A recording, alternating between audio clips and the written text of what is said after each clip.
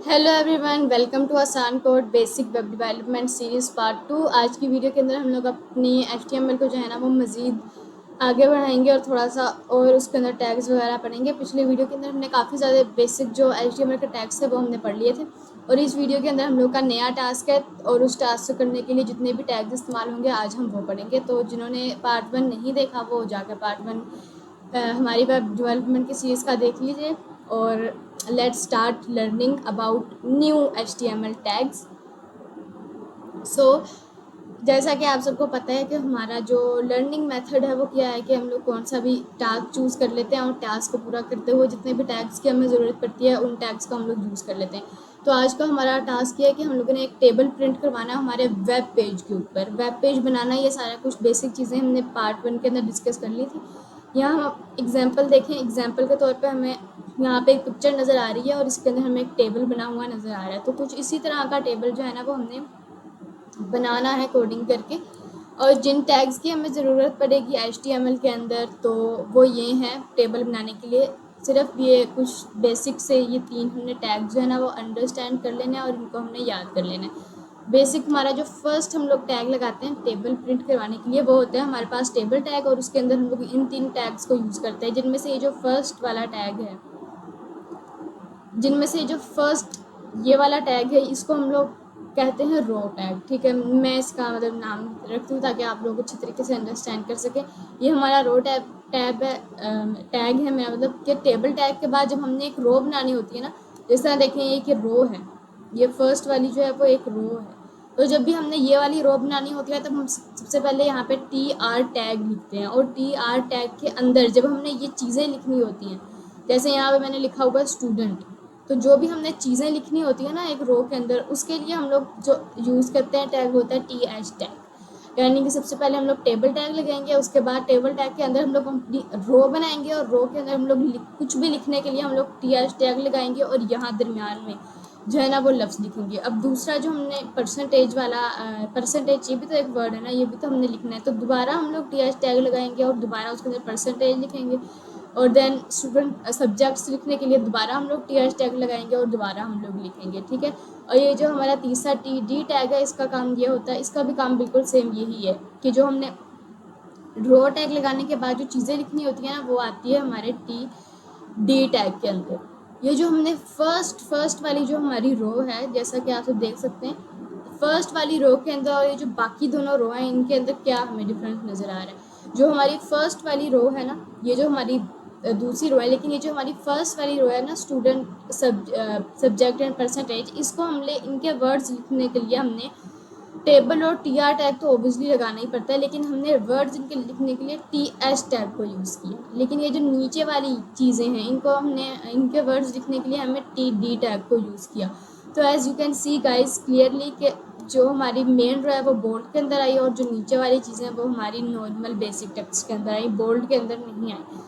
तो बेसिकली जो हमारे लफ्ज़ लिखने का मेन टैग होता है वो TD टैग ही होता है, लेकिन जो हम लोग मतलब फर्स्ट रो के लिए हम लोग ज़्यादातर TH टैग को यूज़ कर लेते हैं। चाहें तो TD टैग को लगा के उसको बोल्ड कर सकते हैं, ये भी हो सकता है, लेकिन ज़्यादातर हम लोग क्योंकि TH टैग जो है ना उसका काम दरअसल यही है कि फर्स्ट रो और बीच में भी जौन सी भी रो हमने बोल्ड करनी होगी हम लोग वो लगा देंगे। ठीक है, और कोई भी वर्ड हमने अगर बोल्ड करना होगा तो उसके लिए हम लोग यहाँ TH टैग लगा देंगे। टैग्स टेबल टैग के अंदर जो है ना वो TH टैग का दरअसल यही काम है। अब चलते हैं हम लोग अपने VS कोड के अंदर। VS कोड क्या होता है, इसके ऊपर काम कैसे करते हैं, ये सारी चीज़ें हम लोगों ने ऑलरेडी देख चुके हैं पार्ट 1 के अंदर।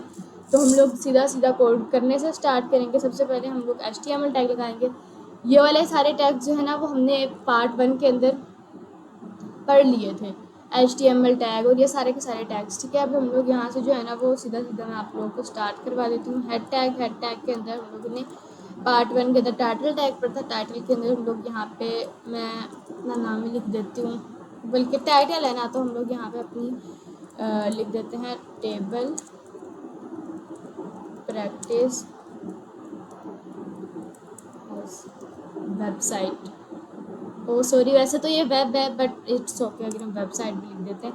यहाँ हम लोग जो सी भी चीज़ें हम लोगों ने लगानी होती है मेन पेज के ऊपर तो वो हम बॉडी टैग के अंदर ही लिखते हैं। बॉडी टैग के अंदर टेबल लगाने के लिए तो हम लोग टेबल टैग लिखते हैं। टेबल टैग के अंदर रो बनाने के लिए हम लोग TR टैग लिखते हैं। रो के अंदर हम लोग कुछ लिखने के लिए, ये जो हमने फर्स्ट TR टैग लगाया ये हमारी फर्स्ट रो होगी जो सबसे ऊपर आएगी। तो सबसे ऊपर जो रो आती है उसके अंदर हम TH टैग लिखते हैं। अब TH टैग क्यों लगाया, हमारी रो तो बन गई थी जब हमने TR टैग लगाया, लेकिन रो के अंदर वर्ड्स लिखने के लिए हम लोग दोबारा टैग लगाएंगे। तो हम सिर्फ 2 ही कॉलम्स बनाएंगे। जो फर्स्ट रो होती है वो एज ए कॉलम की, जो हम लोग कॉलम्स की जो हम लोग सेपरेट करते हैं उनके तौर पे भी काम आती है। तो यहाँ पे नेम्स हम लोग लिखेंगे और हमारा सेकंड वर्ड TH, उनके सब्जेक्ट्स हम लोग यहाँ पे लिखेंगे, ठीक है। और देखें पहली हमारी रो हो गई, अब हम लोग जो है ना वो दूसरी रो के लिए दोबारा TR टैग लगाएंगे तभी हमारी दूसरी रो बनेगी। अगर एक ही TR टैग के अंदर हम बेशक जितना कुछ मर्जी लिखी जाए वो एक ही रो के अंदर हमेशा लिखा जाएगा।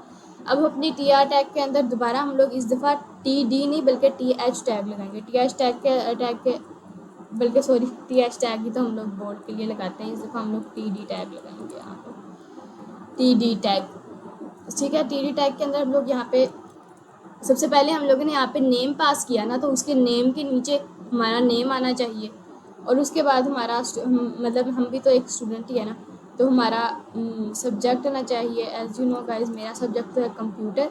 यहाँ पे हम एक और रो बना लेते हैं,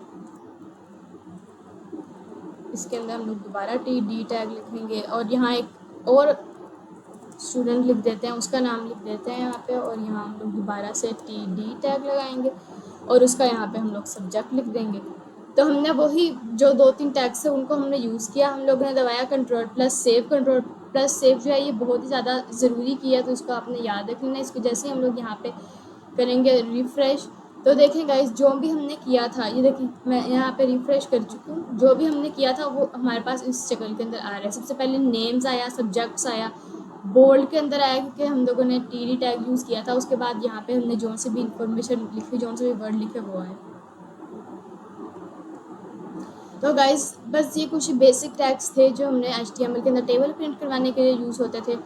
हमने जो है ना वो मेन बेसिक चीज़ों को तो कर लिया है हमने कवर। तो अब देखें मैंने देखें अब जो है ना हमने यहाँ पे तो सिर्फ जो है ना वो 2 ही देखिए चीज़ें लिखी हैं, लेकिन अगर आप लोग चाहें तो एक लंबी सी लिस्ट बना सकते हैं जिसके अंदर बहुत सारे 11 to 12 स्टूडेंट्स आए। तो अगर आप लोग सही से इन टैग्स को याद करना चाहते हैं तो एक ऐसा टेबल प्रिंट करवाएं जिनके अंदर एटलीस्ट जो है ना वो 12 से 13 रोज़ हो, तो आपको इस सारे के सारे टैग्स जो है ना वो अच्छे तरीके से याद हो जाएंगे। गाइस आज की वीडियो कर लिया हमने कंप्लीट, सो अब thanks for watching my video.